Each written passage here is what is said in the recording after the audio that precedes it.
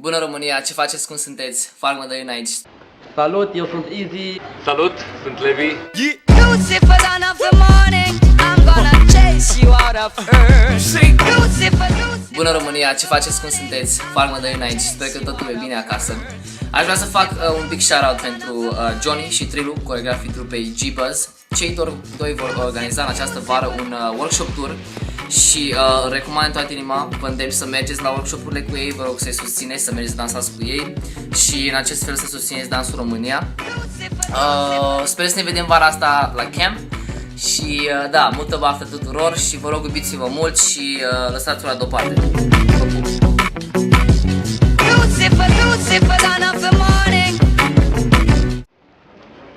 Hei, sunt Easy, mă aflu în Brăila, tocmai am fost la băieții de la G-Buzz, Trilu și Johnny, am auzit că merg în orașul vostru, neapărat mergeți să luați plăți. Vă pup! Lucifer, Lucifer. Salut, sunt Levi, membru al juriului HHC în Las Vegas în 2011 și 2012 la campionatele mondiale, se pare că și în 2013, colaborator Wilmark Dance Academy, Top Romanian Choreographer. Vreau să vă anunț că în orașul vostru urmează să aibă loc un super mega tare workshop alături de Trilu și de Johnny de la G-Buzz, știți, vicecampioni național 2013 de la HHC. Eu îi sprijin, eu îi suport, sunt alături de ei, merită, aveți foarte multe de învățat și ei la rândul lor de la voi, trebuie să participați. Haideți la workshop.